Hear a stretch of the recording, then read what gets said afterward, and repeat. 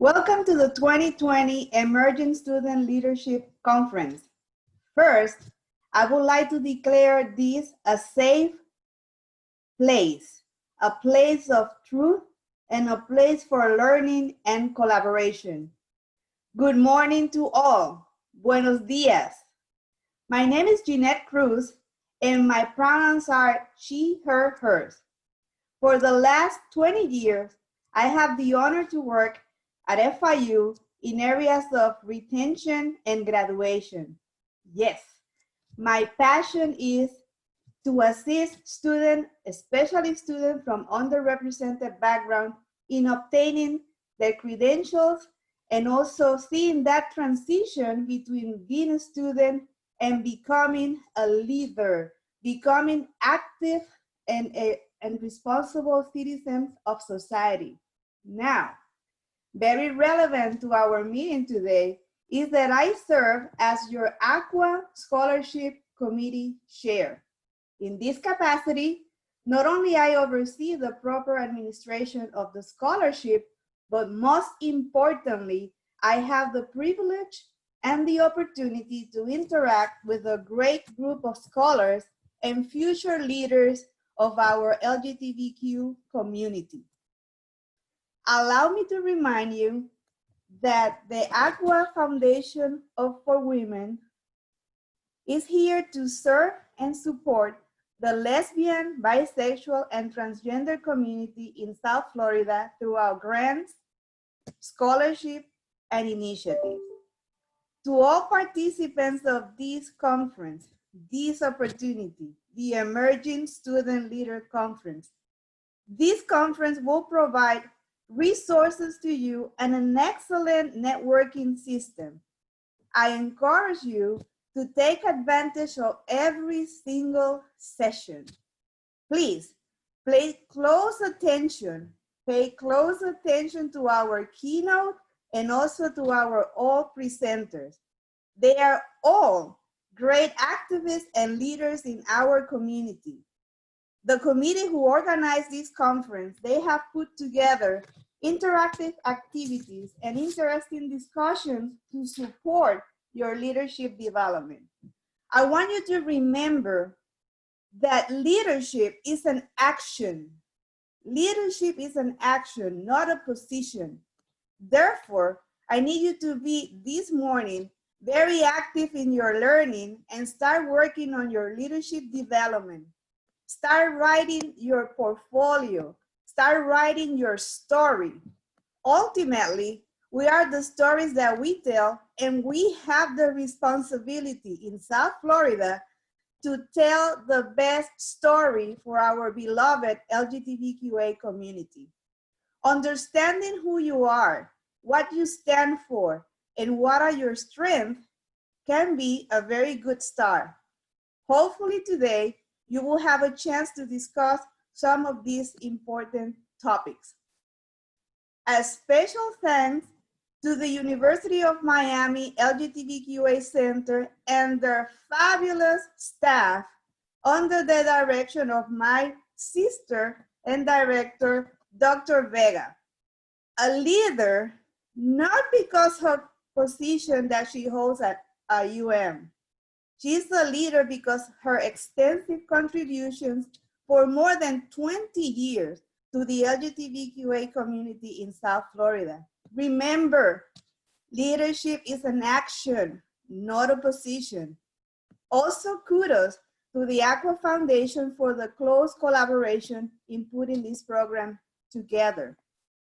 Through the Aqua Foundation and the great opportunities that they offer, 6 institutions are represented among their scholars. We have students that come from UM, students that come from FIU, students from Barry University, Broward College, Florida Atlantic University, and Nova Southeastern. Thanks to all those institutions for sharing those students with us who now are Aqua scholars. I also know that today in the audience, we have students from UCF, students from the public school system, and also from Miami-Dade College.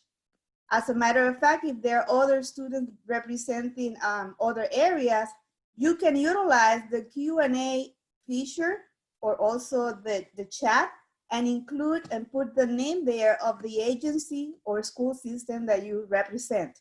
That's very important. I want to conclude by giving a big welcome and eternal thanks to all the Aqua mentors, the Aqua official, and all the community leaders here today who represent state and local agencies as well as private businesses. We are grateful and honored with your presence at this conference and your contribution to our future leaders. Gracias, and I look forward having the best and first Emerging Student Leaders Conference.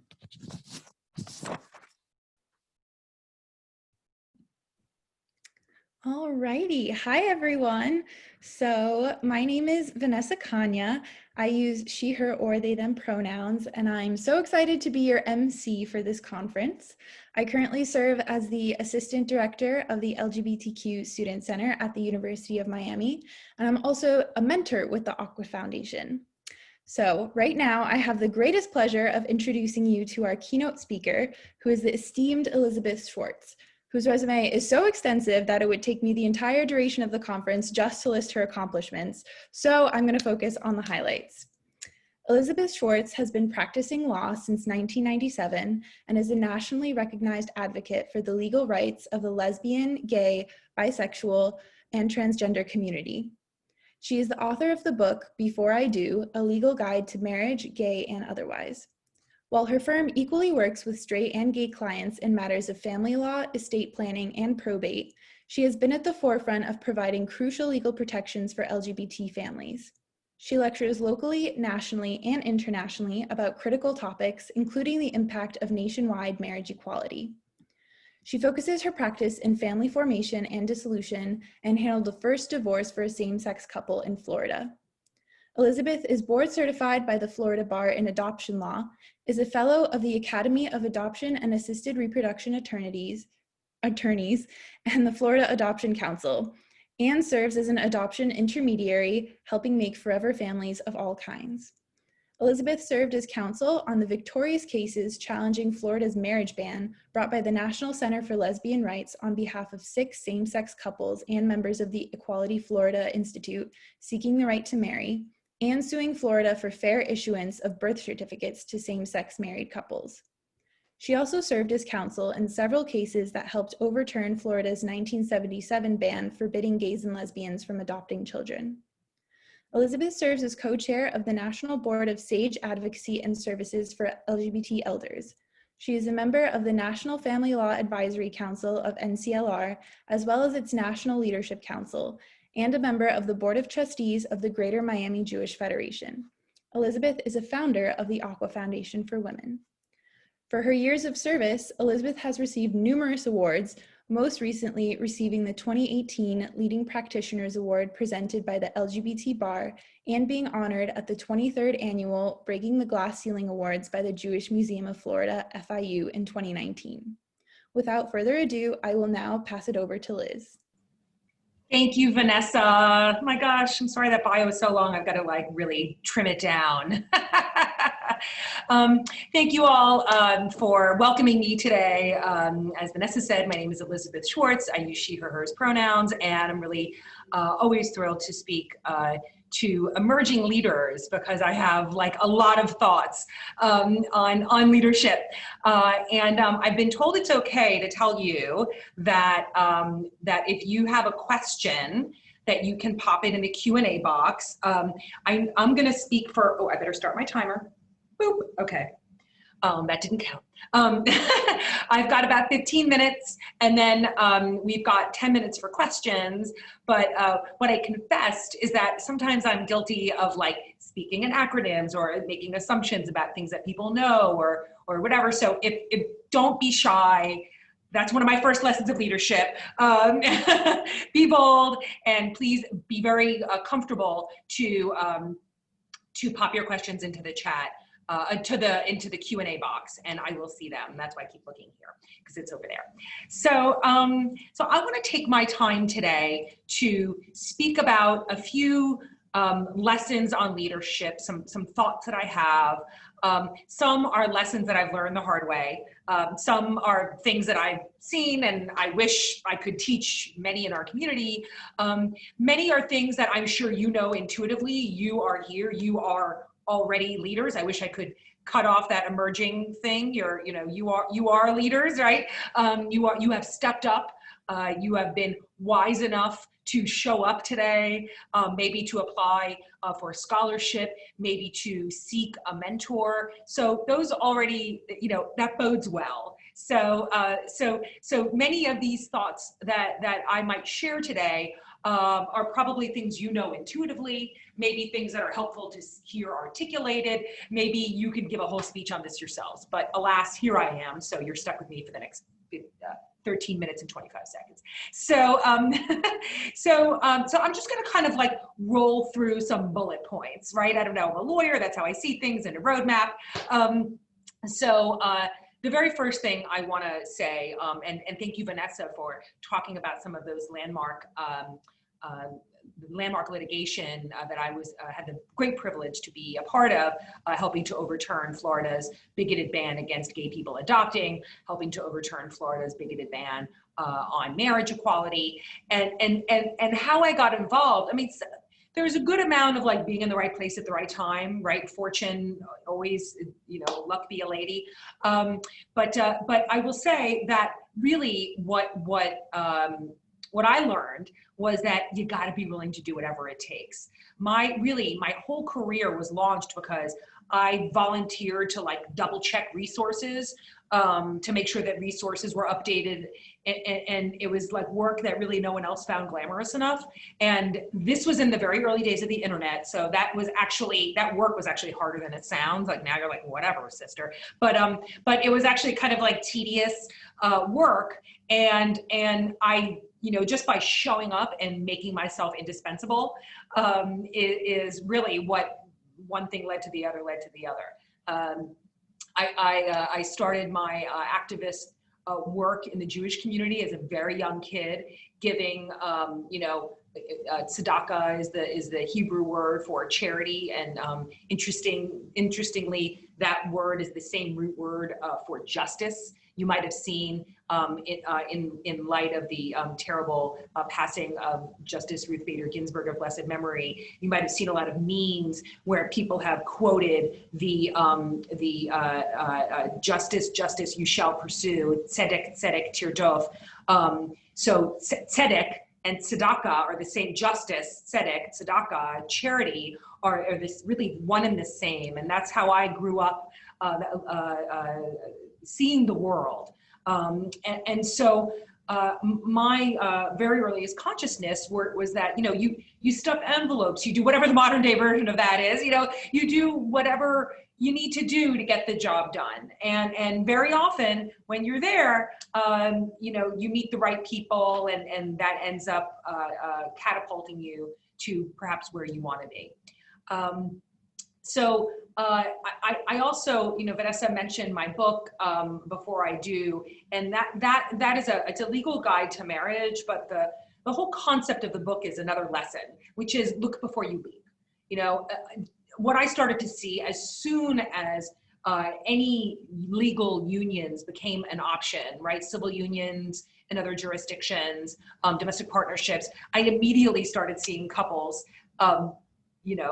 jump into them, maybe without asking all of the questions. Just because you can doesn't mean you should.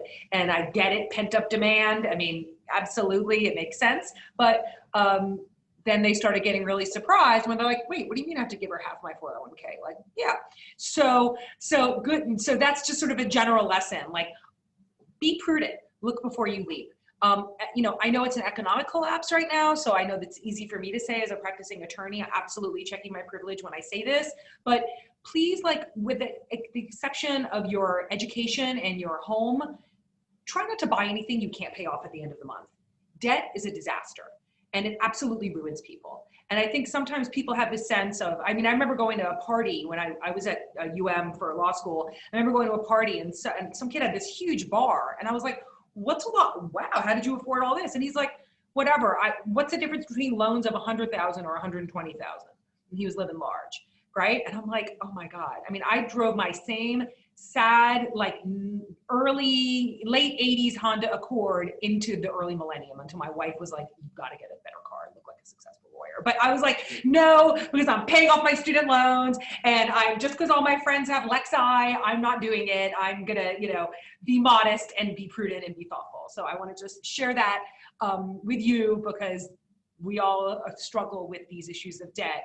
And I just think it's really important to, if it's something you need, obviously, yes. I mean, but if you need a new refrigerator, Best Buy will finance it for 18 months, no interest. Like, just don't pay interest on things. Don't have credit card debt.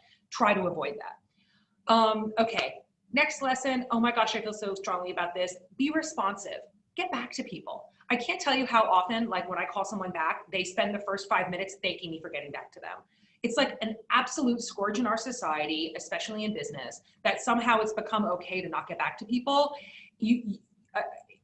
I don't want to say who is the quote, because now he's an unfavored person, but I'll just, like, 90% of things are of success is showing up, right? Just like show up, be responsive, get back to people. It sounds so simple, but it gets hard to do when we're busy, right? So sometimes if I don't have an answer for someone, I'll just shoot them a quick message and be like, hey, just want you to know I'm slammed, I'm still working on it, I haven't forgotten about you, I'll get back to you. So that is, like, I feel so strongly about that. And when someone just writes me back, if I'm waiting for a message for the longest time and they just say, hey, haven't forgotten, we'll get back to you, that goes a long way. And to me, that speaks to, what kind of a professional they are, how high functioning they are. Can you just, I know we're all super busy. We don't need to have a competition over how busy we are. Like, we're all busy. So no one's busier than anybody else, right? But sort it out so that you don't have, a cajillion emails and a cajillion phone calls and a cajillion texts collecting. Okay. These are like leadership lessons, but I guess they're pet peeves, right? This is what it's like a little. So please remember that we're one community. Please remember that we're one community. It can get very tempting to think that you have all the answers, your team has all the answers, your organization has all the answers, but that's not true. Everyone wins when we collaborate, and there's enough work, like, fortunately or unfortunately, to go around, and enough people to do that work if we truly invite people to the table. Not tokenism, but really engage with not just, the folks in our circle or whatever, but really reach out and try to make sure that all voices are represented at the table. And when there's drama, resolve it, not in public, but my preference, in private. We don't need to air out our dirty laundry. We need to resolve things and focus on our common enemy, which are, the conservative, homophobic, transphobic, sexist, racist, systemic oppressors out there. And typically that's not us. So, let's focus on those enemies, keep our eyes on the prize. Remember, that not everybody participates. Not everyone is going to be like us and show up in the room and raise their hand and be like, I'm here, and fill out an application and whatever. Like, so always keep an eye on the person who's in the corner of the room, the person who maybe is not speaking so loud, the person who's maybe not volunteering to participate. I find that it can be easy to assume that person doesn't have anything to offer, but very often they have the most to offer. And sometimes it might be up to you, and this is leadership, right? To bring that person out, right? To encourage their participation. I've been guilty sometimes of putting people on the spot. What do you think? But maybe there's a gentler way to do that. But I do think it's important to make sure that we have everyone, whether they're in the room or they're in the corner of the room hugging the wall, or they're not in the room at all. That diversity of voices is how the right decisions get made, how the right conversations are had. Just checking my time. Oh my goodness. Okay, let me talk fast. So interconnected, you know, in every situation, always think about the needs of the most vulnerable. You all that are here, you're getting an education. You have a community in Aqua. Hopefully you have friends. I hope you have some familia, whether it's your family of origin, whether it's Aqua, that you have a safety net and people to lean on. Many people don't have that. They don't have even the most basic safety net. So please use that privilege that you have for good. Use it to pull others up. That's one of the things that sounds intuitive, but it can get very hard to remember to do that. You know, so always push back, always ask questions, and always remember to think about all of the voices, whether they're in the room or not in the room. And by the way, don't be afraid to be the unpopular person in the room. Very often, if you're thinking it, others are too. You just might be the only person with the courage to say it. And have the integrity and the courage also to back someone up if they're the one saying it. I can't tell you how often I've voiced something and then, you know, crickets in the room because it was an unpopular thing to say, or, you know, whatever controversial thing to say. And then afterwards, everyone comes over and they're like, oh my God, I'm so glad you said that. Geez, thanks. It would have been really nice if you backed me up at the time. So, so, you know, have the courage and the integrity to lift up your voice and to back up others who when they do as well. Be honest with people, but be gentle. If you have a criticism, give them, you know, what we call a praise sandwich, right? So start with what's great and end with what's great. And then in the middle, include that observation, that feedback. Which leads me to one of my favorite teachings of my very beloved father of blessed memory, who used to say, don't belittle people, be big them. Be big them, right? Don't belittle, because it can be so, it's very easy when you're giving feedback to forget how that's going to be heard by how harsh that can feel to the person who's hearing it. And the smallest things that we do, you know, especially I find in the pandemic where we're, you know, not seeing each other face to face, maybe we're relying more on email and text, and a little tone can get lost in that. And sometimes we can sound bitchy when we're just being like professional. Sometimes it's important to just old school, pick up the phone or do a video thing so you can get a sense of tone from someone. As I say, I always try in every engagement, whenever possible, you got to be honest, you've got to be courageous, you've got to speak your truth. But if you have the opportunity to be big someone, especially someone who is not otherwise being be-bigged in their world, it is a great gift. And the last point I'm going to make in my very few last 1 minute and 30 seconds is always be a mentee and always be a mentor. We are all always learning. Just because I'm up here with the honor of giving this keynote to you today, it doesn't mean I'm not super flawed, a mentee to many. I don't ever let my mentors off the hook. There's always what to learn. There's always what to improve. And we also need to pass it along, right?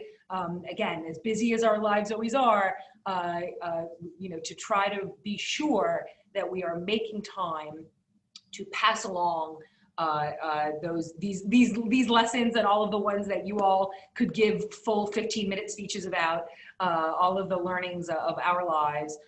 Super important to, as I say, like, save folks time. Like, here's what I learned the hard way. Like, here's how you can avoid this little pothole.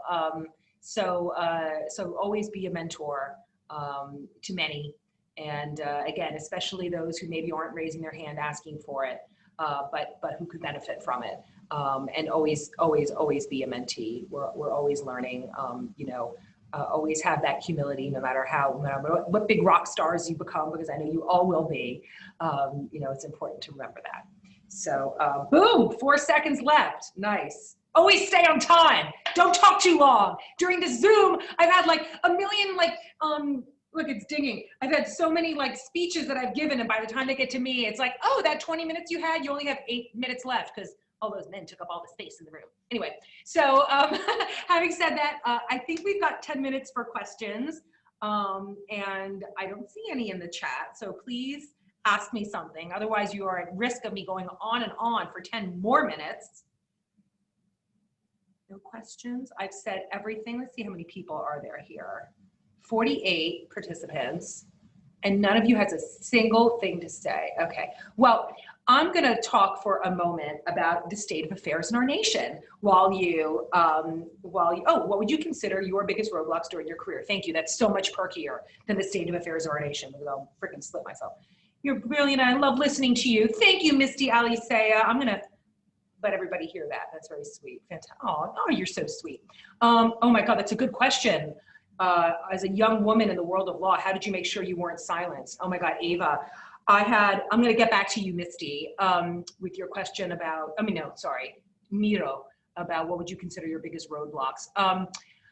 So as a young woman in the law, how did you make sure that you weren't silenced? I tell you something, you know, it's still hard. I mean, I've gone natural. I don't know if you can tell, I've got all this gray hair. It's still hard. Like I was at a hearing, I guess it was a year ago, with my court reporter, and the opposing client, some man on the other side, walks over and he asks my client, a man, I'm with my client and a female court reporter, and he asked my client, oh, you brought 2 court reporters?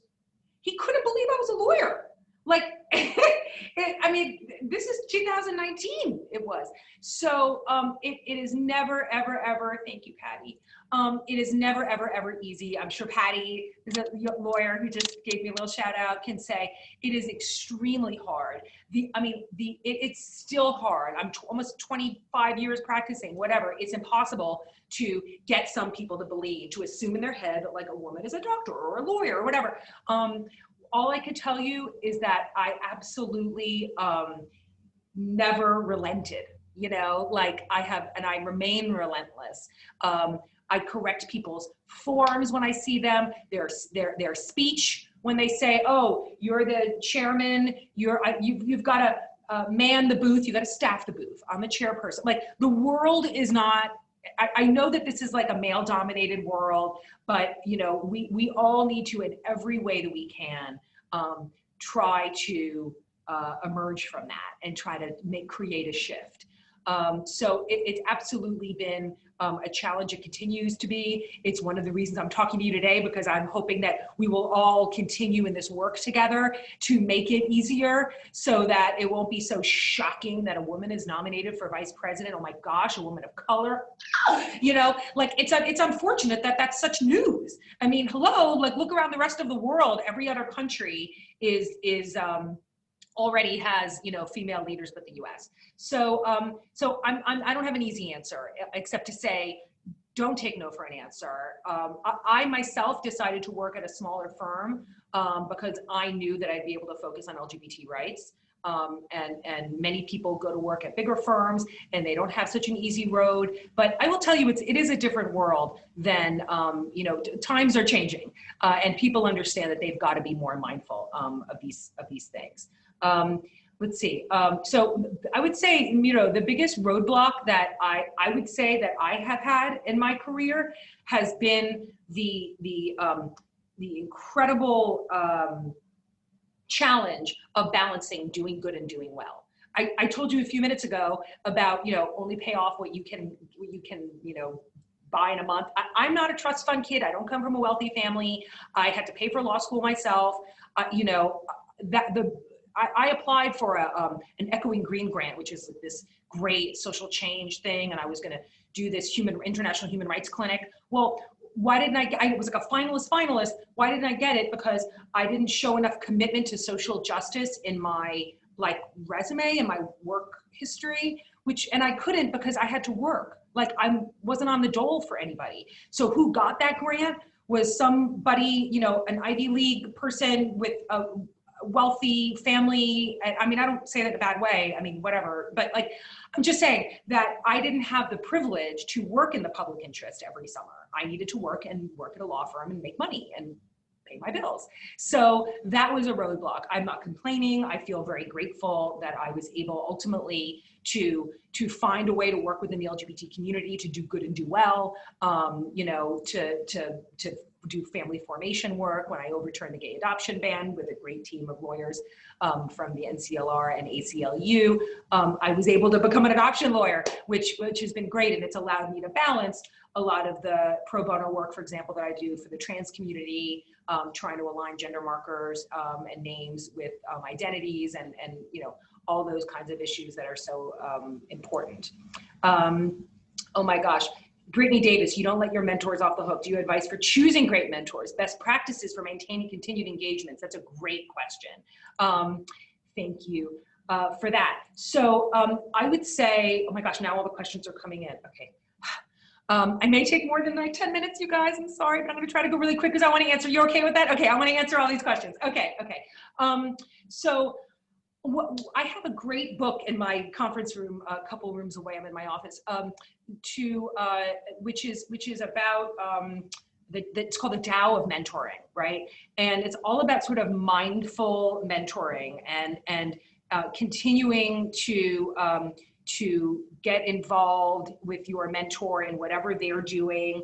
Try to just show up, even if it's, you know, checking in. This is all presuming post-pandemic, right? Now in the pandemic, I feel like it's a teensy bit easier because you can just schedule periodic Zoom check-ins, you know, but I've been known to just like, hey, do you need me to check in folks at your event? You know, spend a few minutes with you before and after, like just, again, doing whatever it takes. Like none of us is too glamorous for that stuff.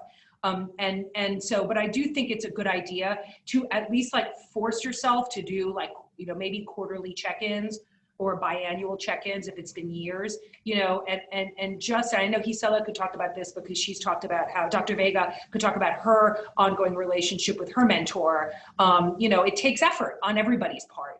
And it's not always going to be a fit. Sometimes, you know, it's not a fit, you don't vibe with each other, that's okay. You know, move on to the next one. But try to make sure that you're deliberate about it and that as busy as we get, that we just force each other to have, you know, a little bit of a check-in. And one of the things that's helped me has been to check in on goals. So I've had mentors who have said, you know, kind of where do you want to be in 5 years? And, you know, I remember talking to one of my mentors through the Miami Fellows program, which is a great program through the Miami Foundation, which you should totally check out and apply for it, the Miami Fellows, through the Miami Foundation. And my mentor had said to me like years ago, you know, like, you love educating people. What, you know, what's your goal? I want to write a book. Well, you want to write a book by when? Well, I did by then. You know, I did manage to write a legal guide by when I said and if I didn't have that goal, I don't know that I would have gotten that done because it was a shit ton of work.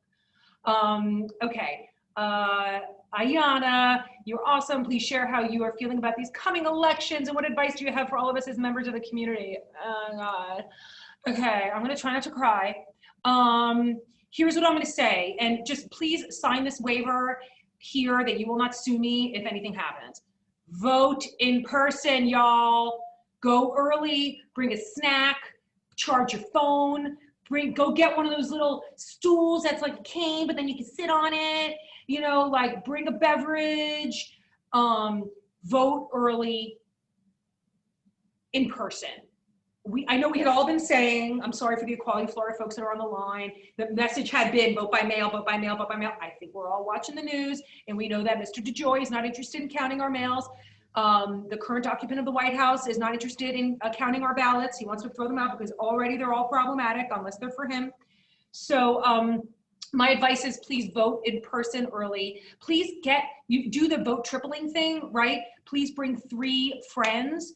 Even folks who are like, you know, I'm a little worried that the polls are so, like, the current occupant of the White House is doing so badly because I fear that that means people are going to be like a little bit lax. Please don't be lax. Florida is so critical, and wherever you are, I bet it's critical. So we need like an absolute landslide. And that is part of lifting up our voice, right? This 5 o'clock today, we're probably going to learn that Judge Amy Coney Barrett is going to be the newest member of the U.S. Supreme Court. And I mean, she is to Ruth Bader Ginsburg what Clarence Thomas was to Thurgood Marshall, which is an absolute insult. She is as far from a feminist as any, I mean, it's an insult to Justice Ginsburg's blessed memory. And absolutely everything is on the chopping block, you guys. So now more than ever, we so need you. I have such hope that you will step up, your generation, and that this is the last. I mean, Coney Barrett is younger than I am. I mean, she's 46.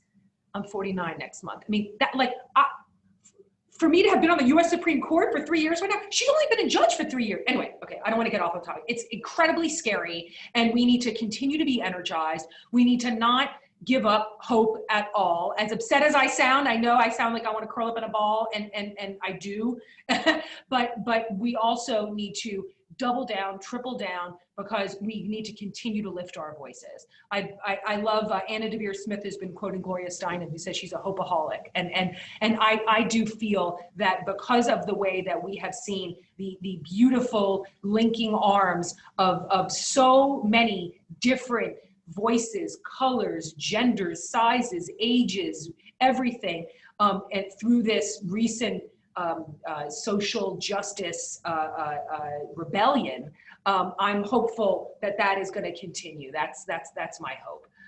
And so we just need to have our voices heard and continue to have our voices heard. We need to have folks get out and vote in freaking droves so that it's a landslide. Let's see. Oh, that's good. Melissa Drown, can you share advice on coming out to new people, especially when it's hard to read what their reaction will be? Like when you meet somebody in a new in a professional capacity. This is where I have to really check my privilege, because I'm very fortunate to be able to be a practicing attorney. I'm my own boss. I'm a cisgender white woman. You know, I'm a Jewish person in a town where there's not much anti-Semitism, although there certainly is around the country and around the world. You know, I have to say, I have to couch it in all that to say that I think that it's really important to come out whenever you can and whatever you can, and even in the most subtle way. You know, I'm very friendly, and for some men that can be taken as flirting. I'm very tactile, so sometimes that can be misconstrued, or you can imagine how hard the pandemic is for me, right? No hugs. But I will tell you that over my lifetime, I very often will just even like lie, and I'll say like, oh, my ex-girlfriend has that shirt or something like that, you know, because you can't quite say girlfriend because straight women have co-opted girlfriend. So sometimes I'll say ex-girlfriend, like it might be absolute BS. Hi, Enbar. Shana Tova. So it's absolutely, like, sometimes you have to just sort of work it in this wacky way, because that way people will know like who you are and how you feel and how you identify. Sometimes if you are an ally on this call, thank you. You know, you may just have to work it in, and it may be absolute BS, right? Like, oh yeah, my brother and his husband went to Puerto Rico and helped out with the victims of Maria. Like, it could be absolute BS, but I tell people this because sometimes I want them to reveal that to LGBT people that may be gay around them. I do a lot of talking to lawyers, especially folks who are older, and they'll say, how do I show people I'm an ally? I'll say, make it up. Oh, my somebody and his somebody. Just weave into conversation if there's no natural way otherwise to do it. If there's a natural way to do it, do it. Don't say, oh, I love gay people. My florist is gay. Don't do that to show your cred.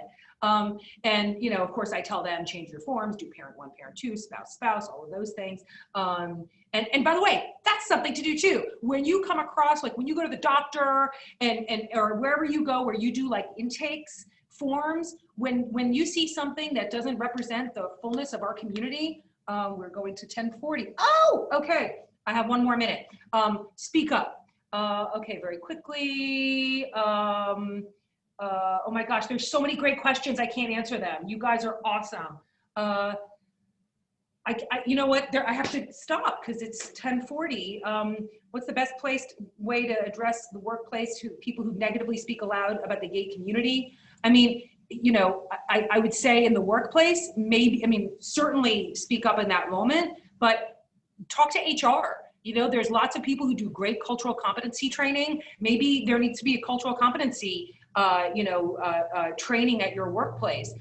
You know, that's one of the things in the pandemic that you've been seeing really more of. You know, people using the Zoom opportunity for these trainings. Meredith, we need to be very, very, very afraid about the future of LGBT rights with this new Supreme Court justice. She has been extraordinarily, thank you, Nico, out of my comfort zone. I am, and you should get out of your comfort zone by just trying to be as fearless as you can in every moment. Meredith, our rights are on the chopping block. There is absolutely no question about it. Please support your legal organizations. The National Center for Lesbian Rights and CLRights.org is fighting for our community at every court level, every day. The ACLU, Lambda Legal. We need to lawyer up like ain't nobody's business now. This judge is young and fierce, and she's not just conservative, she's ultra conservative. She's to the right of Scalia. So if you haven't decided, maybe you think you want to go to law school, now's a good time because we need you, because I'm freaking tired. I think that's it. I don't want to sort of go on too long, but I really appreciate your attention and your energy. I'm always happy to answer questions. I'm always happy to show up. I wish I could go on for 45 minutes to answer all of these, but you guys are going to have a great day. And maybe if I make all these live, then other people, Enbar can answer half of these. You've got so many great speakers coming up. I'm just going to put these all live because I want your subsequent speakers to be able to answer them, because you've got a great day coming up. And just thank you. And I love you all. Back at you. Thank you so much, Liz. That was amazing. As always, I love hearing you speak. I love your energy. So for everyone whose questions did not get answered, we will also get a record of them post-conference. So we can always email you if we did not get to your question. And like Liz said, we have a bunch of other fabulous speakers coming up. So hopefully we might be able to address some components of those in our other sessions. So up next, I'm super excited to introduce our next speaker, which is Carrie Guzanick. And she is the co-owner and director of Agni Miami, which is a wonderful yoga studio in Miami that offers hot yoga, hot Pilates, hot HIIT, hot vinyasa, sound healing, and so much more.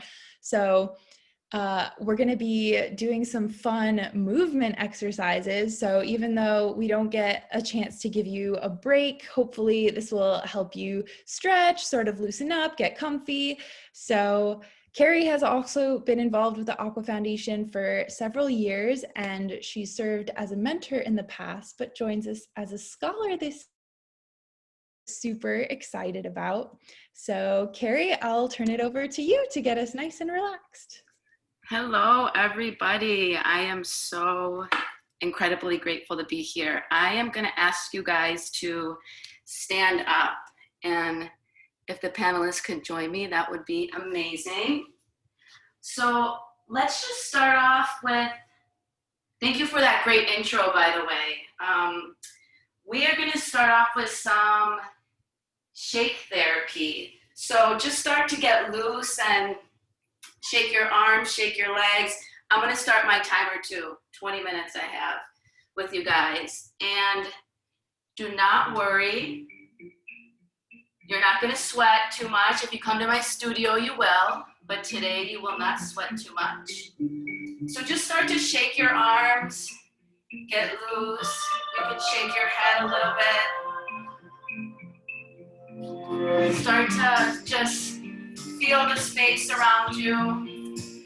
I don't know about you guys, but as a student and also as a full-time working person, self-care is so important. Connecting with your body is so important. And I spend a lot of hours on Zoom calls, so in between, sessions or when you're on Zoom for hours, it's good to just stand up sometimes and let go. You know what I mean? Just roll the shoulders back, feel the space, shake it out. I can't see you guys, but I'm really trusting and hoping that you're joining me on this. So just shake a little bit. Get the energy moving in your body. So physically, mentally, emotionally, just like move around a little bit. Good. Just a little more. You bring your arms up. Feel the space. That's it, Jeanette. Yes, Enbar. Just feel the space. Loosen up. Let it go. It's like get out of the waiting room and live your life. Because nobody's going to do it for you. So you just gotta like sometimes be willing to do things you haven't done. Maybe it feels weird, awkward, silly. We're gonna shake for maybe 15 more seconds. So I'm gonna invite you here to just, maybe you wanna close your eyes and let go a little bit. Good. Stay with it. 3, 2, and 1. Now just stop in your space for a moment. And if you feel safe, if you feel comfortable, you can close your eyes. And place your hands over your heart. So the left palm over your heart center, and then the right palm can come over your left. Maybe you're breathing heavy, you feel your heart beating. You feel like your body vibrating. Just breathe into that. That's what you created. And just notice in what a short period of time that you can shift. Shift energy, shift space, shift your perspective by connecting with yourself. So breathe right into that heart space in the center of your chest. That is your emotional heart and energetic heart, your spiritual heart. And ask yourself, what do you need? What do you need? If you feel safe, keep your eyes closed. Your focus inward. Ask yourself the question, what do I need right now in this moment? And then take a moment to just listen. Take a moment to listen what your heart is saying. And really give yourself the gift of presence and intimacy with yourself.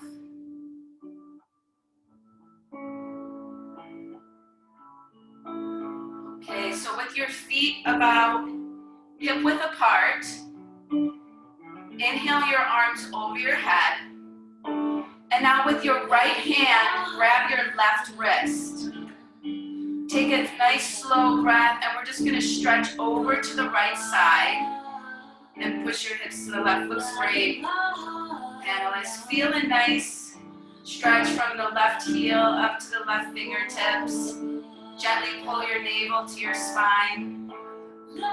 Slowly come back up to center. This is a great stretch to do when you need a break, you need to move your body. Left wrist, grab right hand. Inhale, lengthen. And now bend over to the opposite side. Some lateral flexion of the spine. I'm trusting you guys are doing this with me. Shift the weight back into the heels gently. Good. Now slowly come back up. You can release your arms down. Bring the hands into your lower back, kind of like you have your hands in your pocket.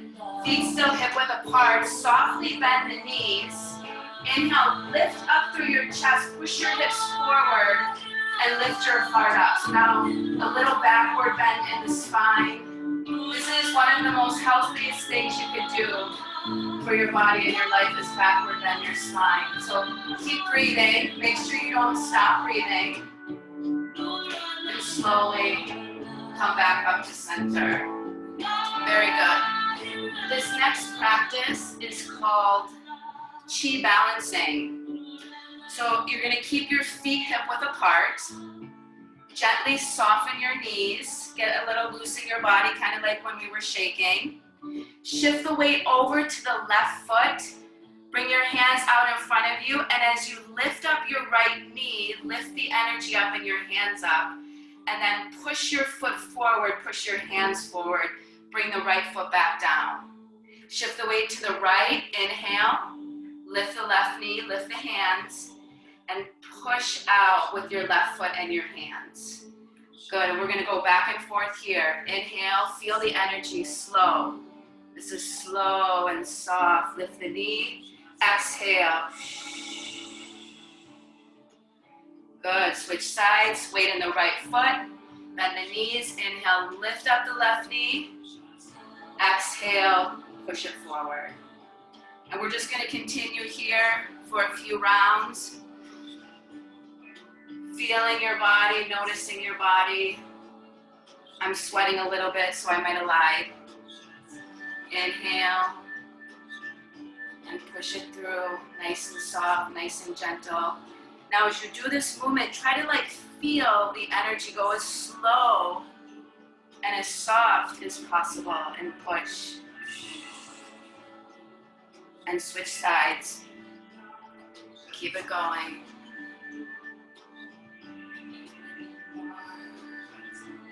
Just a couple more rounds. Inhale. You guys are doing amazing.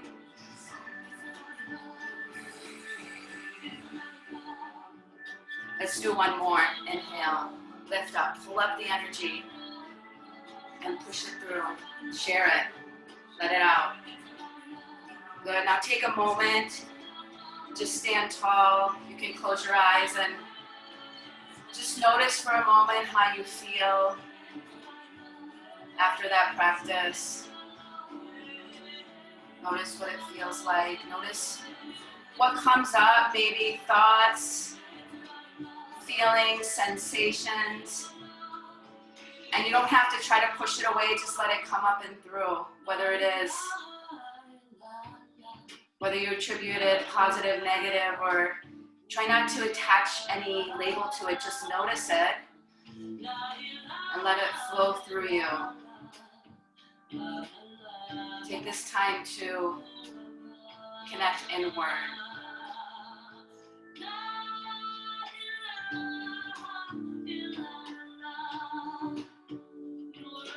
So regardless of our gender, identity, or sex, we all embody masculine and feminine qualities on a spectrum. And so what's really good is to be able to tap into those qualities when we need to or want to. And at this stage, like the feminine qualities of softness and surrender and of letting go can be very helpful when we're in this space of like constantly doing. So we're gonna do one more practice that is a very feminine practice. It's called blooming lotus. So you can keep your feet hip width apart, and with our hands, we're gonna create the shape of a lotus flower. So you can keep that here right at your heart center. And as you inhale, soften your gaze and lift the fingertips up to the sky. And as you exhale, you're gonna open your hands and just let your hands float down. And it's like you're tracing the petals of a lotus flower. Back to your lotus at your heart. Inhale, lift up. And as you exhale, just let the petals of the lotus fall gently, softly. And you're going to continue this for a few rounds. And I invite you to connect with softness, surrender, sweetness, nurturing yourself, maybe nurturing the world. Inhale, lift up.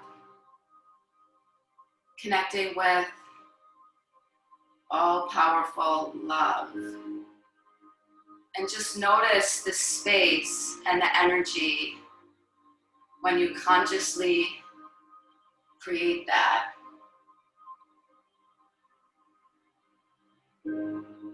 Right now, just in the feminine space, softness, sweetness, powerful, powerful, creative life.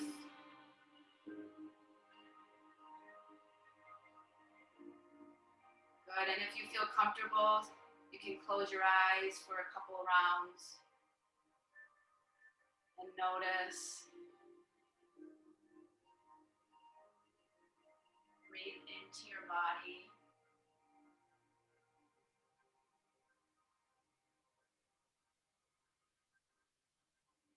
So as you lift up your lotus to the sky, imagine that you're filling your cup up, recharging, resetting, and like the cup is overflowing. So when you're ready to open up your hands and let the petals fall, that's that overflow going out to your community, neighbors, and the world. Understanding, connection, empathy, and peace. And after the next round, you can just place your hands at your heart. Again, for a moment, just tune in. Breathe into the heart space, your energetic heart, your emotional heart.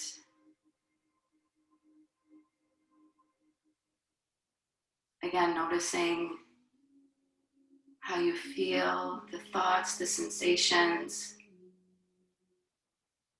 Just give yourself maybe 10, 20 seconds to be in the space. I'm going to be quiet just for that 10 seconds.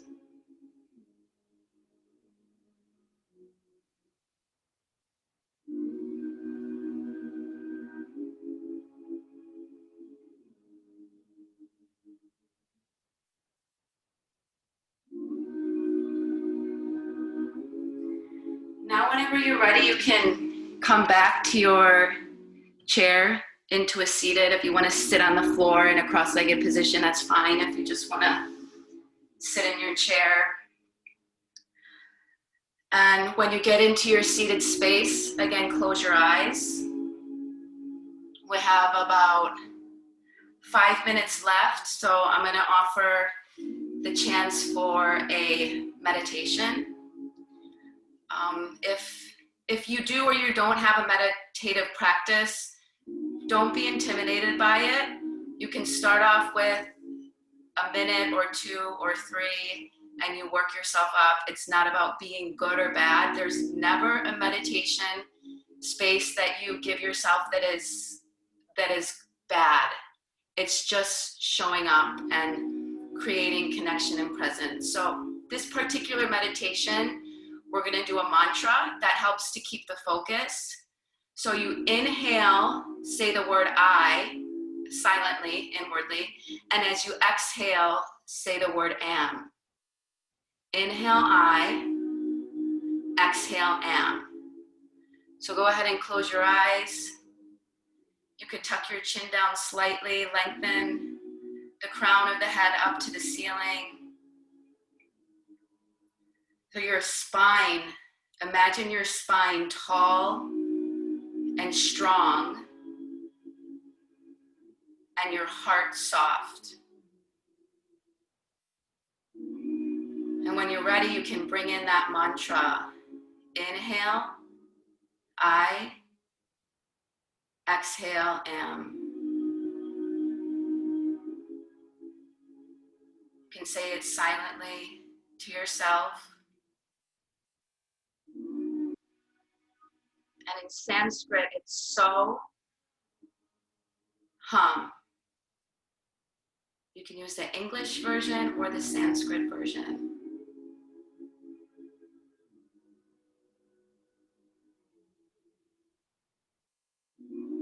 And just try to stay with the mantra. If you notice your mind wandering, notice it. Don't reprimand yourself, just come back to the mantra.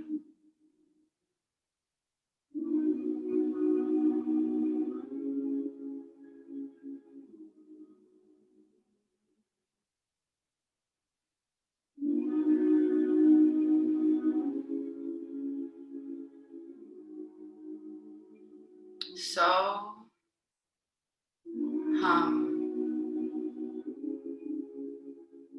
so,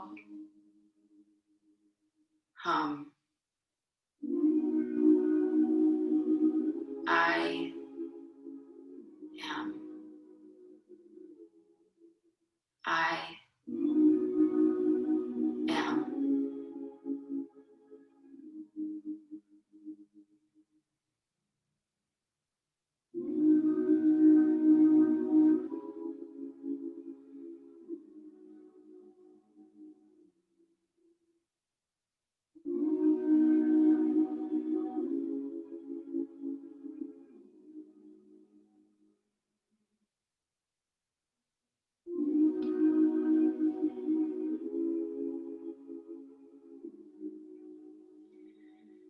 And whenever you're ready, you can release the mantra and keep your eyes closed. Go back to normal breathing and just take a moment to notice as the mantra floats away.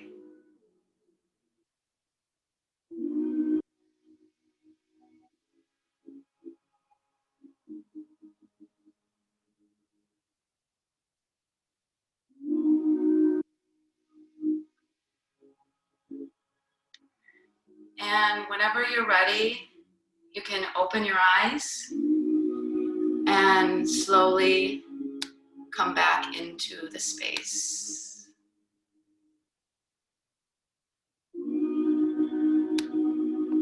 What a difference, huh? If you guys did that little session with me, like what a journey, what a difference. And you can use any of those practices at any time. And again, for me, somebody who's a student and also who runs a business and works full time, I'm getting into the field of therapy. Burnout is a real thing.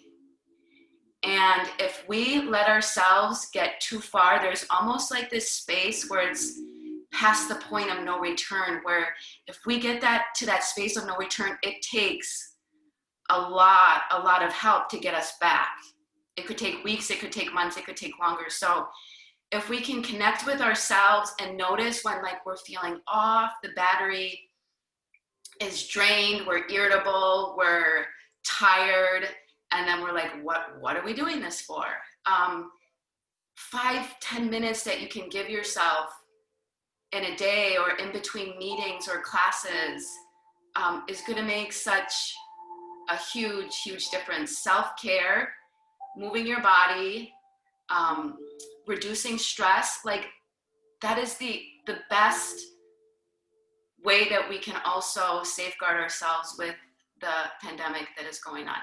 You don't hear the media talking about it a lot, about how to take care of yourself, how to boost your immunity, not like through pills or like naturally through not only the food you put into your body, but the thoughts and the movement. And again, it only takes a little bit to get started. So anyways, if you guys have any questions, I have about a minute or so.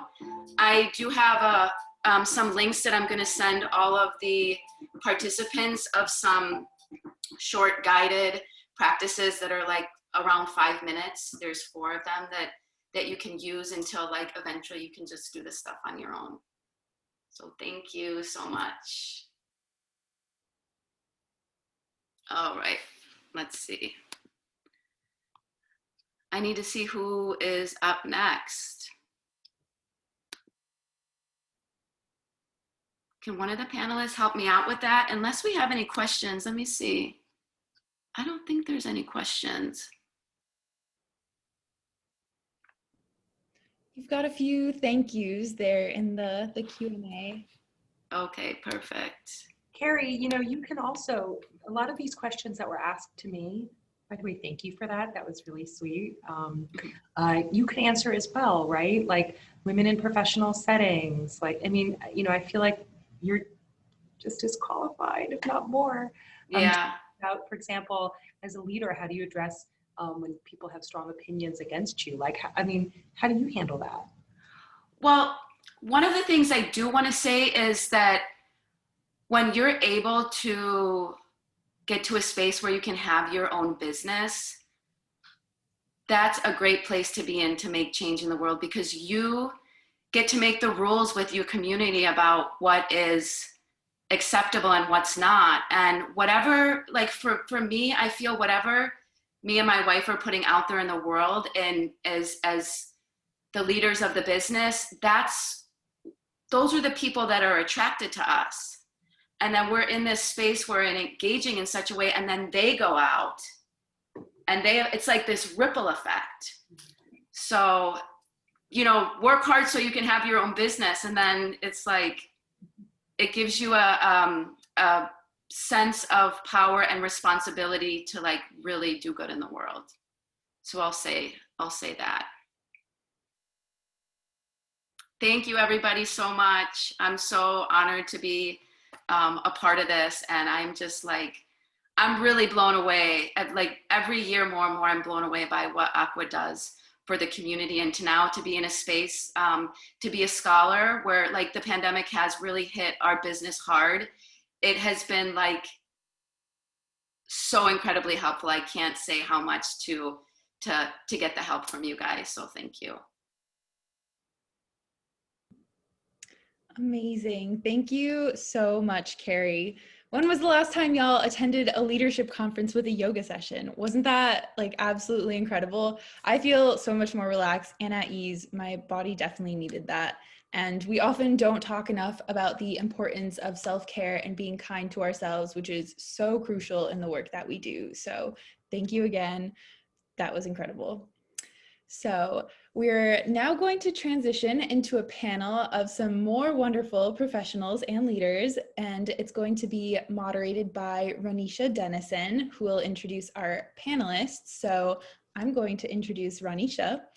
So Ranisha is a first-year graduate student, and she's pursuing her master's in higher education / student life and development at the University of Miami, where she also serves as the graduate assistant in our office in the LGBTQ Student Center. She's from Georgetown, South Carolina, and she received her bachelor's degree in exercise and sport science in 2019. During her undergrad, Ranisha was heavily involved in student life. She was an orientation leader, student assistant for university housing and campus education, and a mentor. Her mission is all about mentorship and to guide people into being successful and enhance their personal growth, which aligns perfectly with today's conference. So I will now hand it over to Ranisha. Thank you, Vanessa. I really appreciate that.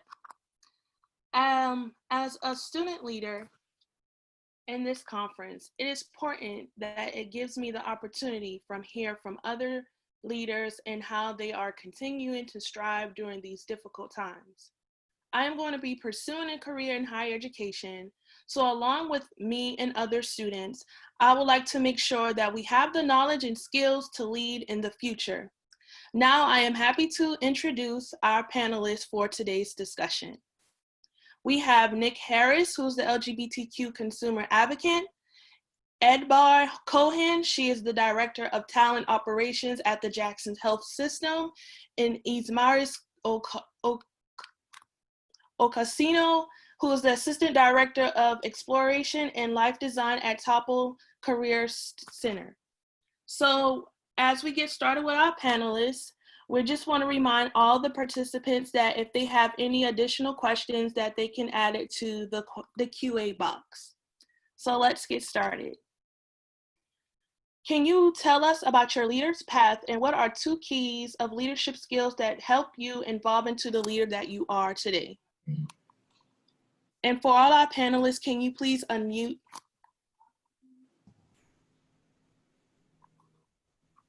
All right, I'll take that one first. Thank you, Renisha. Thank you all for giving me the space to be here and participate in this amazing conference. Special place for Aqua in my heart as a multiple scholarship recipient over the years. So thank you so much for allowing me to be here.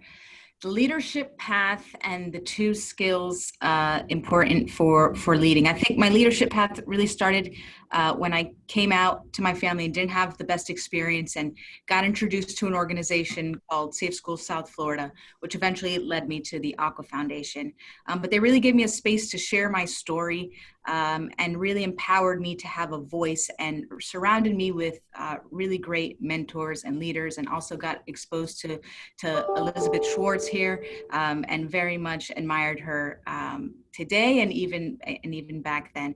And so it really gave me the confidence to speak out and eventually help lead Safe Schools South Florida and go into the nonprofit sector. I think really that's where the leadership journey started for me, because you really have to understand what inspires people and what motivates people and what touches their soul. And that's a big part of leading. You know, just as much as it's important to understand other people, it's important to understand yourself. And you can only be a great leader if you really are able to reflect and understand yourself. And so that eventually led me to wanting to make a difference in my community and running for office and being able to serve the city of Aventura, which was, you know, such a catalytic moment in my life, and really allowed me to dive into leading and influencing larger groups. So that's a little bit about my leadership journey. It's a long one with a lot of humps and U-turns and car accidents and the whole nine. But perseverance and grit was really what got me through that, and the support of the people around me. So I think the two leadership skills that are critical in really being a great leader is, one, being able to reflect on yourself and being honest with yourself, because in order to develop that emotional IQ, to be able to lead, be able to influence, be able to create, be able to inspire and motivate other people, you have to understand their story and not put yourself in their shoes in certain situations, because that's not going to give you perspective, because you come with your own history and your experiences, but putting yourself in their shoes, understanding their story. And so in order to find that compassion and empathy, you really have to understand who you are. So then you can now put yourself not in their shoes, but be them in their shoes. So I think really understanding and reflecting on yourself, and also you were born with 2 ears and 1 mouth. So listen more than you speak, and listen for what's not being said. I think those are really the two critical points for my leadership and the way that I lead. Thank you, Enbar. I can go next. So hello, everyone. My name is Ismaris Ocasio. As Renisha said, I'm the Assistant Director over at the Career Center at the University of Miami. So my leadership journey, it all started in undergrad. I was like super involved. I would attend a lot of different board organizations, and I would volunteer for a lot of stuff. And then eventually everyone started nominating me for a bunch of stuff. And I was like, wait, what? I'm just showing up and helping out and volunteering at events. So within literally my sophomore year, I was spearheading the Bridgewater Entertainment at Night. I went to Bridgewater State University. I'm from Massachusetts. And we would bring people on campus, comedians and stuff.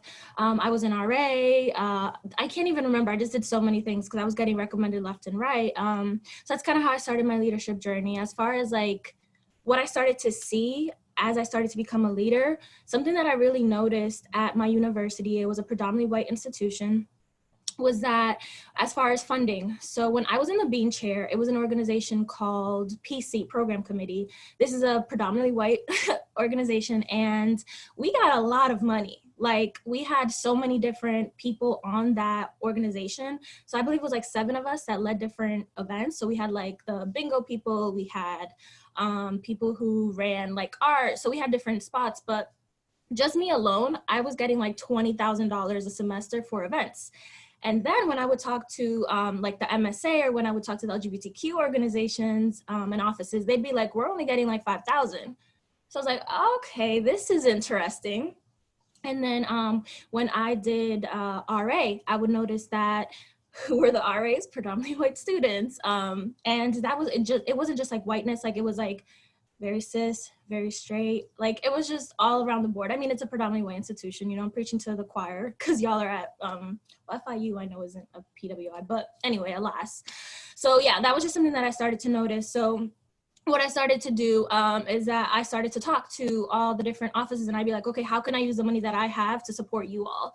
Maybe we can collaborate on events, because I thought that was really like unfair that the organization that I was in, which was, I was the only person of color in the organization. And again, I don't even know how I went to that meeting and how I stayed there. It was just like natural. Like I think my roommate took me, but yeah, I noticed that we were getting so much money, and that's where like the fire for diversity, equity, and inclusion started. And yeah, I think I was doing a lot of what, as a professional, I hope to do too, is kind of like using resources to support marginalized students. And just, I was able to pick up on all those things as literally a sophomore. That's kind of how my leadership journey started. And then, yeah, I had like a really big passion.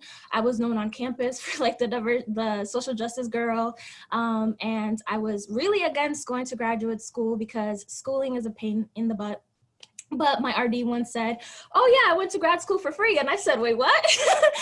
Because I was in Res Life. So if you are in Res Life, you can apply to be an assistant resident director. A lot of institutions will pay for you to go to graduate school. They'll give you a free apartment and you'll get a check on top. But you have to do your research because it's not every university. So yeah, then I found this program. It was called Social Justice Education, and I got my master's in social justice education. Again, I started to see some of the same issues, like the curriculum and just the way that they kind of like facilitated stuff. I was like, okay, we're missing a lot of different things. So that was kind of how I got into my leadership journey. And then when I was job searching, one of the things I said is the people who are doing the diversity, equity, and inclusion work tend to be in the MSAs. They tend to be in the LGBTQ centers. We need people who have that lens in every office. So I was like, I want to go to an office that you wouldn't think would have those people. So I thought about the Career Center. The Career Center, when you think about job access, hireability, it's so inherently oppressive when you think about the hiring practices and all of those things. So Career Services was where I had my focal point. Luckily, I found a phenomenal office. They had a diversity and inclusion committee.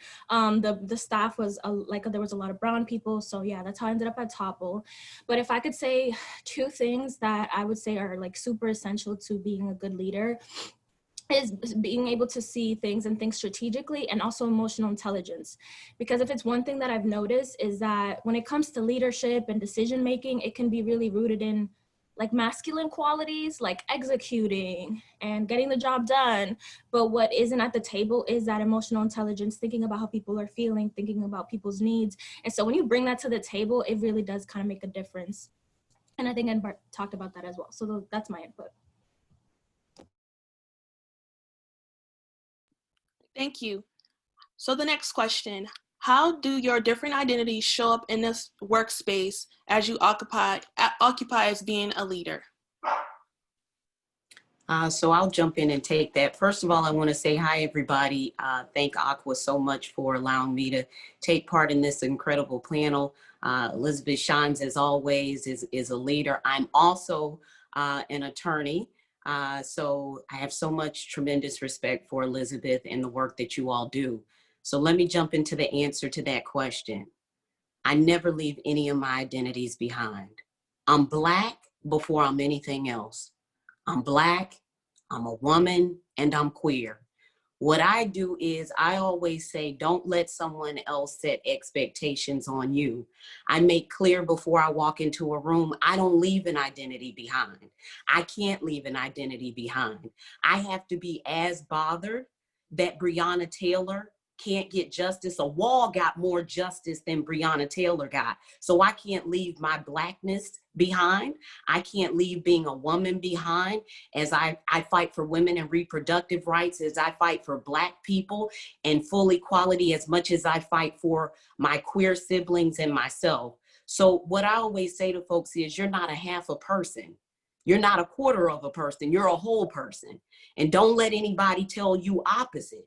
So what I found is that sometimes you can have people who make you believe somehow you have to be less of yourself. I'm never less of myself anywhere. And I have found people who allow me to be in that space. And here's what I say to you. You have to know yourself or others will define you.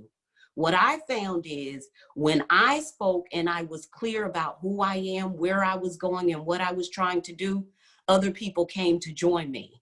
I'm super thankful that my job, when you say, how does it affect what I do? I currently work for our highest ranking Democrat in the state of Florida, Commissioner Nik Harris.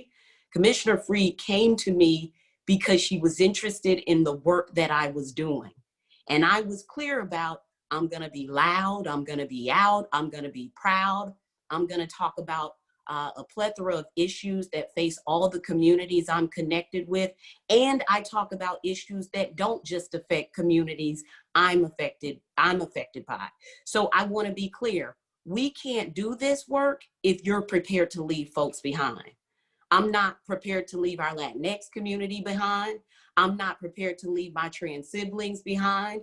I'm not prepared to leave anyone behind. And so to do that work, I have to show up embracing my full self and being prepared to embrace everybody else's full self, because we can only do this incredible work together. So as you enter into your career, don't you leave a part of yourself behind. Thank you. So just before we go into our next question, we want to remind all our participants to please place their questions in the Q&A chat box. So for the next question, what challenges have you encountered as a leader in the LGBTQ+ community?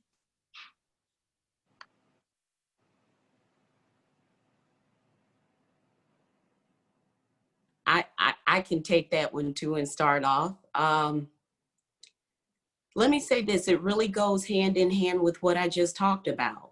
And I'm gonna say things, and I often do, that make people uncomfortable. There is a willingness in our community to leave folks behind, okay? And that doesn't change just because you're doing work in the LGBTQ community, okay? What I mean by that is I just spoke to a group recently of women, and they were celebrating the centennial of women's right to vote, 19th Amendment. And I had to remind them that it still took an additional 40 years for Black women to receive that same right. Why? Because white women were willing to leave us behind. What I want to tell you in all honesty, I sit in rooms with LGBTQ leaders, primarily gay white men who at times are willing to leave parts of our community behind. That's the honest truth. And not everybody will say that, but I have to say it. You will go in rooms where folks will trade off identities to leave folks behind. We can't leave our Black siblings behind. We can't leave Black transgender women behind. We can't leave any of our non-binary and transgender siblings behind at all. If we can't get there together, then we have to delay that. And I truly believe justice delayed is not justice denied. We have to remember that. Again, don't allow anyone to leave any part of you behind, and never, ever be willing to leave any part of our community behind. There are folks that will tell you, if you just do this, we could get here. I don't buy into that, ever. And I hope you won't as well.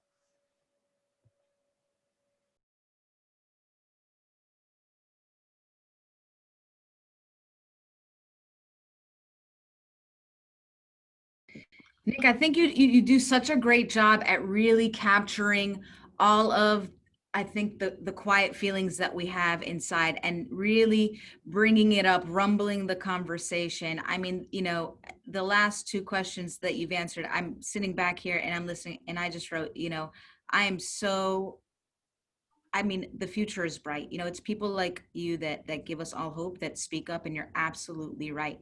You know, sometimes we leave other identities behind. Sometimes when we walk into work, we leave other identities behind. And when we do that and other people see that, we don't create that space for them to come in with their true identities, because they see their leaders leaving that identity behind. So I think you really hit the nail on the head, and you're really sparking some thought-provoking conversations. And I mean, there's really nothing left to say other than thank you for speaking up, especially for some who are just a little bit quieter, maybe a little bit more reserved, and are in different, political circles or the people that they're around. So again, thank you, thank you, thank you. And you hit it on the head. Don't leave any of your identities behind. And if you're a leader, you have even more of a responsibility to make sure that you do that. Thank you all. So for the next question, given with our current state, coronavirus, racial injustice, and the problems that are going on in our economy, how do you continue to be a good leader? Let me jump in. Go ahead, Ismaris. You go ahead. You got it, Enbar. Because, mine's a little bit, it's a little different because I'm at Jackson and, we're one of the largest healthcare systems in the country, and we see everything that comes through the door. And I can absolutely tell you, there were times where we were all afraid. Frankly, I was afraid in the beginning because I thought, wow, what a responsibility that I have to lead this team of 20 people to make sure that we can have the team here, the staff, to care for the overflow of patients in the hallways. I mean, just, I don't want to say bodies, but people just in the hallways, waiting to be moved, and the fear in everybody's eyes, not knowing what's going to happen, especially in the early stages was really frightening. And, you really see people's true leadership during COVID. Some rise to the occasion and handle the pressure and really lead in the times of uncertainty. And some, understandably so, are just so overwhelmed and personally touched and affected by what's going around that it's challenging for them to come to the table. And that's really where the other leaders need to come in and really, be there for those people's teams and those people's efforts. So what was good leadership looking like? During the times of uncertainty and COVID, it's really allowing people to connect to what they're doing, why they're doing it. After you've held the 30th hand of a patient who's passing away without any family around or without talking to anybody, your mind is not there anymore. You're questioning why you're doing what you're doing, why you're still alive. And so, you really have to, as a leader, connect people to the mission and the purpose of what they're doing and why they're doing. And even when you're afraid yourself, and really helping people find the light at the end of the tunnel. I think that was really what helped me, continuously reminding people why they were doing and why what they were doing was so important and how it was affecting. Whether you're at the front desk and greeting a family member who's trying to come in and telling them that they can't come into the hospital to see their loved one, to the person in environmental services who's walking into a room, cleaning the room to make it as safe as possible for everyone else to walk in, not knowing if they're going to come home and bring something, that they caught in a patient room. So I think it's really, again, helping people connect to their mission and to their purpose and why they're doing what they're doing, and helping them see the light at the end of the tunnel, and constantly affirming their feelings and listening with compassion, and being flexible. I think that was really what happened during COVID for us, at least. Thank you, Enbar. So some of the things that I would say, kind of with the current, all the things that are happening within 2020, I think 3 words come to mind. I think it's accountability, embodiment, and integrity. So within our office, when was it? I think it was at the beginning of the summer, George Floyd had happened. We usually do this thing on Mondays where we come in, we say what we have going on for the week. Nobody talked about it. There's 3 Black people in my office, myself included. And we were all looking around and everyone's waiting for us to bring it up. And so the next day, all 3 of us took the day off. And we texted our supervisor and we said, in solidarity with everything that's going on right now, we need you all to talk about what's happening without us in the room. Kind of just forcing them to have that conversation, because I think another thing that happens with no matter what the marginalized identity is, the expectation is that we're supposed to be the educators, we're supposed to rehash our trauma, we're supposed to be bringing it in, and it's no, I think that we want to feel supported, we want to feel seen, and not just us, but also the people that we do the work for. If the students only see us, the 3 Black people standing up for the Black students, they're not going to feel connected to our office, they're going to feel connected to us. So we intentionally she took the day off, and we're like, if we get fired, if we hear anything for this, like, it is what it is. And so I think that's the integrity piece of, like, you have to be able to take a stand and do certain things in order to get people in leadership, because I'm not technically leadership within my office. Like, there's people who hold like associate and director positions and deans and stuff. So they're the ones who need to be having these conversations. So that was one of the things that I think about, like, when I think about integrity, is being able to, you know, not only have those conversations within ourselves, but also forcing people with higher power to have those conversations. So they ended up having, it was a 2-hour staff meeting the next day. They spent the whole 2 hours talking about what was happening. Then they asked us how they could support us. And literally after that, now we have like 12 different initiatives coming out of our office that are literally to support not only Black students, but our queer students, all of that. Like, there's so many different committees people created. There's so many, like, there's just a lot that came out of that. That's what I think about. And also too, when I think of like the accountability, right? We talk about, you know, diversity and inclusion.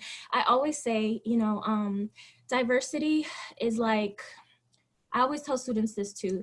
A lot of companies, they'll be like, we want diversity. And then the diversity gets there, but they're not included. There's nothing in place that actually supports them. So how can we practice the inclusion part? And that's something that I'm always talking about with the big director. How can we continue to practice inclusion? How are ways that we can make the diversity on campus, the diversity within our staff, feel like they're included, they're heard, they're empowered in all of these different things. And then I think about embodiment as well. Y'all, it really breaks my heart when I go to meetings and people are like, oh my God, with, you know, everything that's happening right now, it's not happening right now, it's happening 365 days a year. Just because, you know, something happened that's being televised or that's causing a riot doesn't mean it's not happening. And so I think that the embodiment piece for me is, you know, when all of this stuff happens, people will put a Black block on Instagram. People will post something that's educational, but when it's not happening, you don't see any of that. So for me, the embodiment piece is you need to practice that 365 days a year when no one is looking, because I think sometimes it could be really performative as well. So I think that something that really stands out to me is embodiment. Do you embody it when no one's watching? Are you doing it for the right reasons?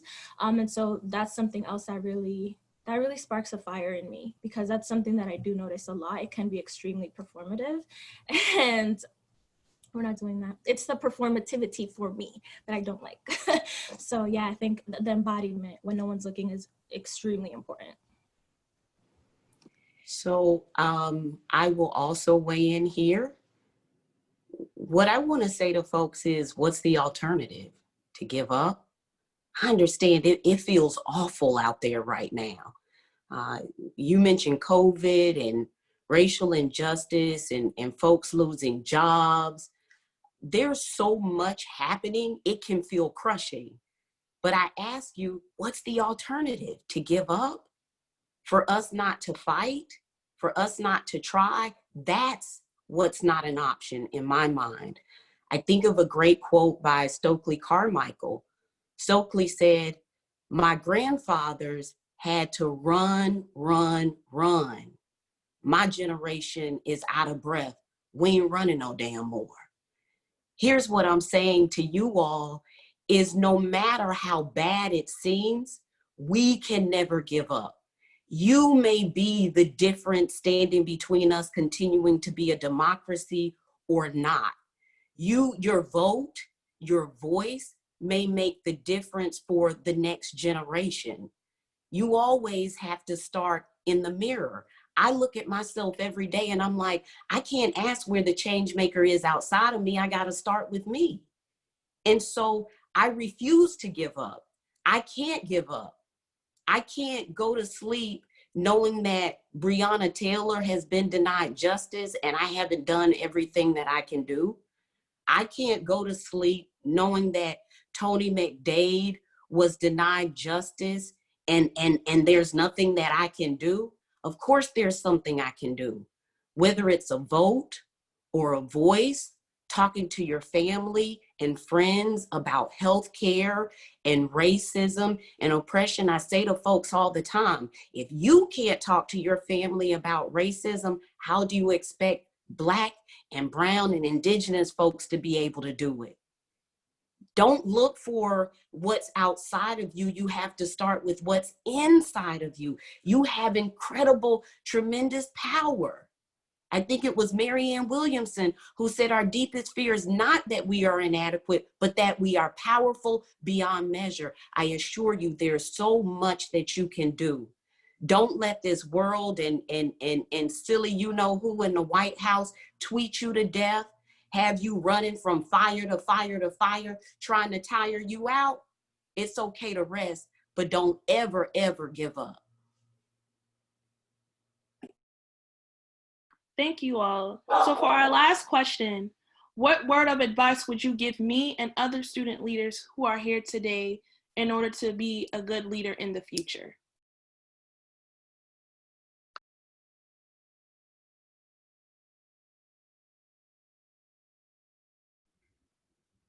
So I think one advice that I would give, and then I think Vanessa will answer that question because it sort of leads into it, but I'll just answer this one and we can flow into the other one. But I think the one advice that I would give, aside from, of course, you showing up authentically, is invest in yourself. Invest in the areas where you know that you need a little bit of work, and you can always put in more work into communication.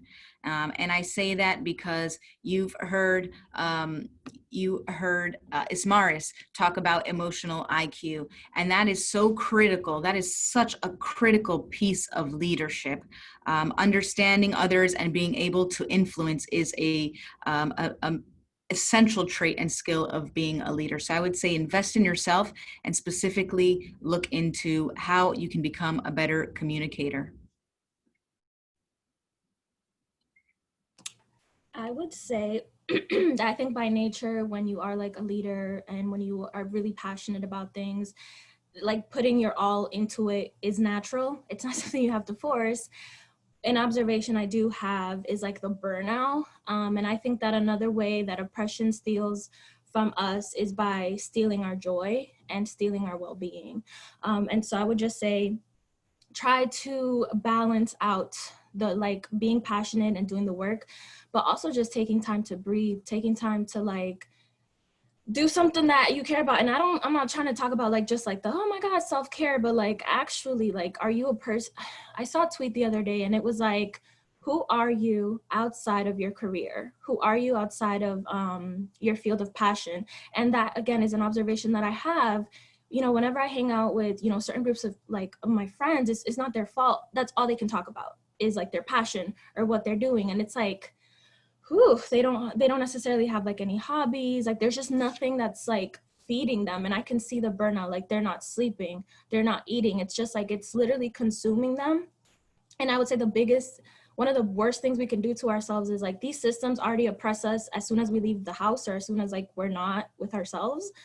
One thing I'm a big advocate of is like try to center yourself and find things that like literally fill you and make you feel good outside of your passion, because it will destroy you. And honestly, I'm speaking from experience too. I feel like in graduate school, if I wasn't doing like work or I wasn't out there fighting, like literally I was just sleeping all the time.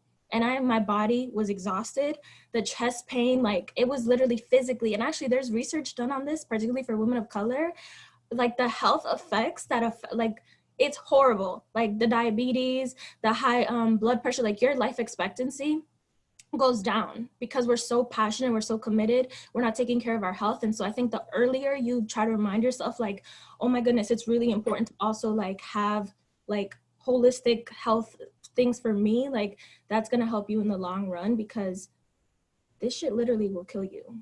And I'm not even just trying to be dramatic, like there's literally statistics on it. And you know, we're feeding and we're putting all in. It's also important to also feed ourselves.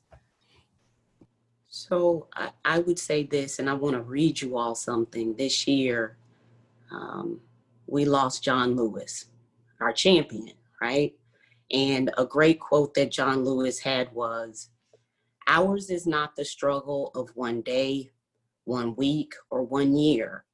Ours is not the struggle of one judicial appointment or presidential term. Ours is the struggle of a lifetime, or maybe even many lifetimes, and each one of us in every generation must do our part.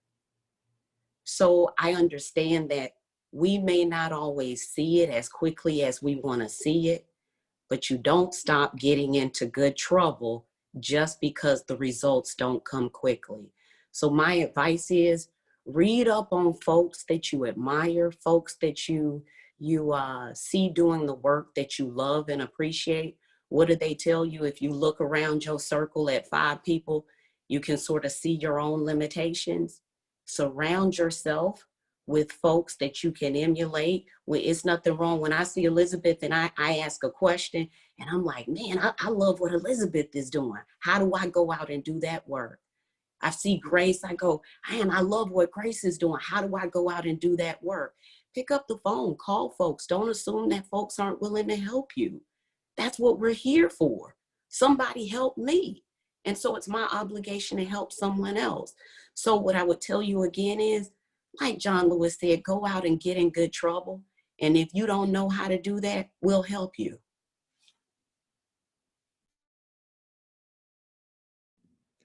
Awesome. Amazingly well spoken, everybody.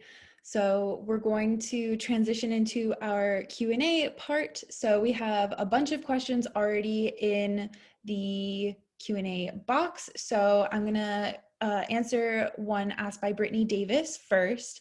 So Brittany said, when we bring our full selves into spaces, I feel like we gain so much by being authentic, but it can sometimes come with loss as well, whether it's in feeling isolated or missed opportunities because living loudly in our authenticity can be deemed unprofessional.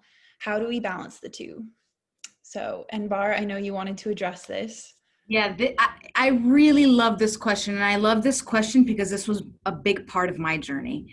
And you know, when I was not too long ago, 16, I remember being on the Pride float. There's a photo of me in Miami Beach Pride on the Pride float in a bright yellow shirt, holding a megaphone on top of this float and yelling some chants. And, you know, that was just my nature at that time. Very loud, very in your face, you know, very much calling out the elephant in the room in those spaces. And so that was the culture and the audience that I was speaking to. But you're absolutely right, Brittany. When you go into an organization or where you go into a company, not all of them have that culture where it's safe to say that, right? You can be fired for any reason that's non-discriminatory, but there can always be an underlying true discriminatory reason. But there is also always a way to find, for an organization to find a way that is not discriminatory. And so why do I say that? Because I came into organizations where I wasn't quite sure if it was a safe space to be open and be loud and out. And so, you know, that's why this really resonates with me, because it was important for me to develop my career and develop my brand. And I didn't want to push people away because they thought, hey, that's that girl who's just so loud and boisterous and doesn't have any professional decorum in the space that she's in. And so I really had to reflect on what was I trying to get across and who I was trying to get it across. Because you're absolutely right, Brittany. You're going to sometimes turn off the people who can actually make the things that you need happen. And so I took the strategy and the approach of first understanding my audience, understanding my tone and what I was trying to get across, and then sharing very slowly little anecdotes of who I am as a person before I share my full identity as a gay person, and let them get to know me. Because when you get to know someone, and you know their story, it's hard to not like them. And it's also easier for them to understand where you're coming from and your perspective. And so I really came into organizations, and the first 3 months always assessed who was around me and assessed how I was going to approach them, and slowly becoming vulnerable and letting them in. And then when there was something that I needed to raise my hand and say, hey, we don't have a diversity and inclusion committee. This is why we need it, right? You know my story. You know how this community supported me and developed me as a leader I am today. And we need to inspire the leaders that we have in this organization. And I connected it to the business, right? If people are who run your business and people are your biggest expense, then it only follows that people should be your biggest investment. And if you want to invest in people, you have to create that safe space. And so I allowed people to get to know me personally and connect my story to what I was asking for, and bringing them in the same tone, the vocabulary that they understood, and not overwhelm them with everything that I really wanted to say, like LGBTQI plus, A plus, and it would be understandably so overwhelming for them. So understanding again who my audience was, connecting it to my story, and then making the ask, and really understanding who you're asking, your tone, and the pace that you're asking it. And then if you're in the right organization that has a safe culture, and that's the culture that you want to even be part of, then you will definitely make great strides. And that's something that worked for me. But definitely assess before you proceed. I can kind of also add to this too, because I have a very prime example in my head. So I can be very like goofy and silly and just like animated and stuff. And so I've definitely been in spaces with like white, older, men that are like faculty and stuff. And I think at first they looked at me and they were like, who's this young buck? Like, I was not taken seriously at all. And then I was actually the presenter. And then I got up, and the way that I presented, I literally I saw people's mouths drop. And that right there for me is like, that's what I love to do. And so I think that when it comes to like being your authentic self, like the balance is, yes, be your authentic self and be, show up with your identities, wear everything with pride, simultaneously be a badass professional. Like when it comes time to show people that you know what you're talking about and that you're actually like educated, that you have emotional intelligence, which they don't, I promise you, like that look on people's faces to this day is still what motivates me, because people look at you, and I think that there's an assumption too. I'm not going to go into the full breadth of it, but as we know, you can literally Google unprofessional hairstyles. The hairstyles that come up is my hair. When you look up just certain things, they're like, there's certain biases that they already have by just the way that we look, the way that we speak, and the way that we show up. So when they see it, they're like, here's this, whatever. But then the minute, like, I think Enbar said it, you start talking their language, the minute you know more than they do, the minute you have perspectives that they don't, like literally that just shakes everything up. And that I feel like is what keeps me, that's what keeps people in like positions of power at the U, at least from what I've seen. That's what people respect me for, that I can kind of tap into both, right? Like I can literally go from laughing with students and talking about memes to, okay, let's talk about that. We need to unpack like why these policies are problematic. Let's talk about the history. Let's talk about who's being affected. And literally, again, bringing in those perspectives. When I was talking about being strategic earlier, and the emotional intelligence, bringing in those perspectives that they're not considering, because again, they have like this really like monolithic perspective. But I would say that's my biggest piece of advice, is be a badass professional and make people's mouths drop, because I'm sure everybody in the space is phenomenally brilliant. If Vanessa, can I 1 minute really quickly on that? I was just going to say, when I talked about bringing your full self into a space, just because of our audience, I'm assuming it's a given that we understand we do that when we can be safe. Okay, when you can safely bring your whole self into a space. I understand that there are moments in time where you never change who you are, but for safety reasons, or because you're in a financial situation. Let's be clear. You might need your job. I'm not telling you to walk off of a job that you need, right? But what I'm saying is, if you're not aware of your values, number one, remember when I talked about know who you are? You may stay somewhere temporarily, but when you understand your values and you look at that organization, then you know whether you need to stay or whether you need to look to go. Don't just stay somewhere. So again, you have to ask yourself, when you're in some problematic organizations, and I hope you're not, but you may be, then you have to be doing the work and saying, what can I change? Even if it's a little piece, what's the little piece that I can give? What's that little bit? Because every bit moves us closer to our goal. But at the end of the day, if y'all are trying to get your education and jobs right now, our economy isn't doing that well, you have to be thinking about, how do you keep food on the table, a roof over your head? But that comes with your credentials, your work, your education, which is why we encourage you to stay in school, to go to school, so you can then have the ability to exit a place stage left when you see it does not line up with your values of who you are.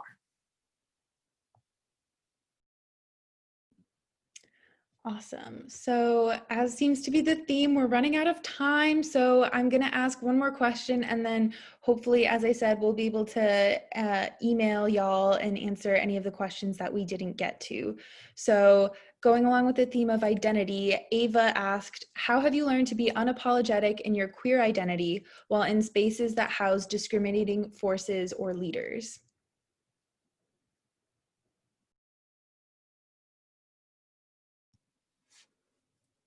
I'll jump in quickly and then turn it over because I want you to be able to get as many questions as possible. Just being brave, and that takes practice. Anything takes practice, doing it over and over again. Most times, if people see me out, I was trying to do my name on here. I'm on my phone, but I couldn't change my pronouns, she and they. So I walk into a room or I go to restaurants, the first thing I hear is, hello, sir, your table is blah, blah, blah. You know, I can start a job and someone's misgendering me, whatever it may be. That's not always easy. I show up and I'm usually in a suit and tie. That makes some people uncomfortable. It does. But guess what? That's not my damn problem. It's not. And I didn't start off that way. When I started my legal career, I would go, well, it may not be the best move, Nik, to wear a tie to work. And then one day I just got tired. I got tired of that.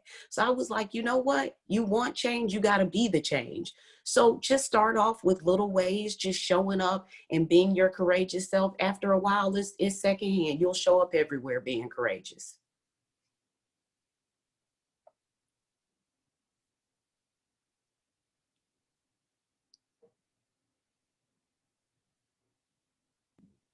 Enbar or Ismaris, did you want to add in on that?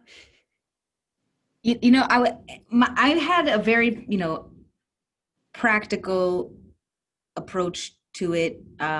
For me, it was more of I know I'm going to ruffle some feathers when I go into this meeting and I need to say this thing that I really need to say. Who are my allies in the room? And who do I need to connect with before I go into this meeting and build a partnership with, so that I can have the support around me, and not the shock the conscious across the board. And so that was really something that has been beneficial for me, is before walking into a meeting where I know I'm going to ruffle some feathers, again, thinking about my approach and also building the allies at work that are going to support me and that subscribe to the same values that I have. And so sometimes people need to see others take that first step, and then they're ready to take that next step as well. I would just say quickly, for me, what I've seen that has worked is just building like the relationship with the people in those positions of power, and having like one-on-one conversations, so that when it's brought up in the big space, it's not a surprise. And they actually back me up, because this is something we've already talked about. And again, that goes back to what I said earlier about like the integrity and the embodiment. So just having those conversations, continuing to build that rapport with with people in those positions of power, so that again, when it comes time to have these larger conversations, you're already aware, we've already talked about this, now I'm just bringing it to a large group. That's what I've seen works for me. Awesome. Thank you all so much. And again, I apologize that we weren't able to answer everybody's questions, but we do want to keep to our time. So I'm going to introduce you to our final two speakers of the day, Dr. Gisela Vega and Grace Lopez. And I had these great bios written out for them, but I don't want to cut into their speaking time further. So I'm just going to sum it up really quickly. So Dr. Vega is our wonderful, amazing director of the LGBTQ Student Center at the University of Miami. She's been working in higher ed for over 25 years at a bunch of different institutions in a bunch of different areas. And she's just an incredible, amazing force of nature. Like, I look up to her every day. I'm so glad she's my boss. And then right after that, we're going to have Grace Lopez speaking. And Grace is the executive director of the Aqua Foundation for Women, which is one of the co-hosts of today's conference. And Grace also has so many years of significant nonprofit and charitable experience. She's amazing. Aqua is so lucky to have her. So without further ado, I won't cut into their time. So Dr. V, please take it away. Thanks, Vanessa. Good morning. It's still morning, a few more minutes. Good morning, everyone. Thank you all for being here to our first virtual Emerging Leaders Conference. This has been probably one of the best conferences virtually I've ever attended. I was actually hanging on to everyone's words, and you know, we wanted to make sure that we provided an opportunity to bring people together, bring our community together, to hear from our leaders. You know, Liz, thank you for sharing your pearls of wisdom. Always amazing, always sharing fantastic information. I want to remind you all that, you know, Elizabeth shared with us that we have to do what it takes. We have to get our hands dirty. We need to get in there. Remember that, you know, it may be scary to get out there and do this work, but look at all the amazing people that are doing it. You know, we need to reach out to one another and be supportive of one another. Also, I know Liz talked about Sadak and Sedek, so justice and charity, making sure that those things are there. We're here to serve each other. You know, we're here to serve and help people. I think that's really one of the basic human, you know, reasons that we're placed on this earth, is to help one another and to make sure that we're all treated equally and with justice. Our panelists, again, amazing tips and experiences. I'm so glad we recorded this, because I believe this will benefit so many other folks who may not have been able to be with us today. So thank you to Enbar and Nik and Ismaris, Ronisha for being our moderator. You know, we have some amazing new leaders that are up and coming out there, and many of them are watching this right now. Hopefully you've all had an opportunity to hear what creates good leaders. You know, there's something else that Liz said that stuck with me that's amazing. You talked about the praise sandwich, and I'm telling you, we are constant learners in this road. And for me in my journey, I love that one. The you know, start with great and end with great when you're providing feedback to folks. That's really important. I wish that, you know, we could have all of these just written up. We'll probably send something out to the group so that you have some information in terms of many of the amazing tips that were shared. Carrie reminded us that we need to breathe. We need to take time for ourselves. Carrie, thank you so much for being here. Extremely important. I don't think we do that enough, and especially given today's circumstances and how we see the world and what's going on in the world. I think we sometimes forget to breathe. So Carrie, thank you for reminding us. And you know, we have that tip sheet that she's going to send, that we'll send out to all of you, so you'll be able to continue to practice some of the breathing and self-care that she mentioned. You know, I think when I heard our panelist, there's so many tips, again, so many amazing things we can share that, you know, it's hard to just kind of pick one or two pieces because there were so many. But I will share this. As I heard everyone speak, and you know, I'm thinking about all these different parts of a leader or leadership. We often think of that as a noun, and in reality, it's really not a noun, it's a verb, it's an action, right? And we've heard that throughout today, this morning. All of our leaders have talked about developing, mentoring, advocating, being a pioneer, right? Persuading others, engineering, being fearless, making sure that we're motivating one another, that we're uniting, and that we're taking the risk and doing the work, right? Knowing that we have to give ourselves room to take a break and relax. You know, as Mari's talked about burnout. Burnout is really high among our leadership community because, you know, we forget to take care of ourselves. So please make sure that you take the time to do that, to take care of yourself, to take care of each other, to take care of your loved ones. The other thing I know we've heard out there is that success, 90% of it is showing up. Don't be afraid to show up in spaces. You have to show up. We have to be there. Our community has really, I think, been flourishing in South Florida. When I think of Aqua, when we think of, you know, the community that we serve, we see it growing, we see it gaining strength. We need to show up. We need to show up for each other. We need to show up for, you know, whatever causes we're fighting for, making sure we're present. I think that's really important. And collaboration. Many of you who know me know that collaboration is one of the things that I kind of hang my hat on, because it does take a village. It takes a village to raise our community, to raise those that are most marginalized in our community. And in that, not only does it take a village, but it takes teaching a village. And for many of us, it's our responsibility to help folks learn.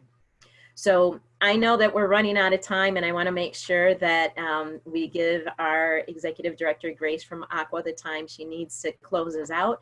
But I do want to leave you all with one quote. Many of you who know me know this is something that is infused into what I do, my, I guess you could say, my way of life and doing the work I do. But Margaret Mead said it best: never doubt that a small group of dedicated individuals can change the world. In fact, it is the only thing that ever has. Thank you all so much for being here. Please know that your LGBTQ Student Center at the University of Miami is here for you, to support you, collaborate with you. And again, thank you to all our amazing speakers who are here today. Thanks for making our Emerging Student Leaders Conference 2020, our virtual version, a huge success. I'll turn it over to Grace. Thank you so much, Gisela. It has certainly been an amazing morning filled with inspiration and admiration for one another. Let today serve as a testament of our dedication and commitment to Aqua scholars and all students throughout our community. We look up to you as our future volunteers, future board of directors, and future LGBTQ leaders in our community. To our Aqua mentors, we cannot thank you enough for your willingness to volunteer to be a part of our family and helping our scholars. A big part of the success of this program is due to your time spent with our scholars. To our panelists and keynote speaker, thank you for your leadership and willingness to share your knowledge and experience with us today. You too are a big part of what we do, and we cannot thank you enough.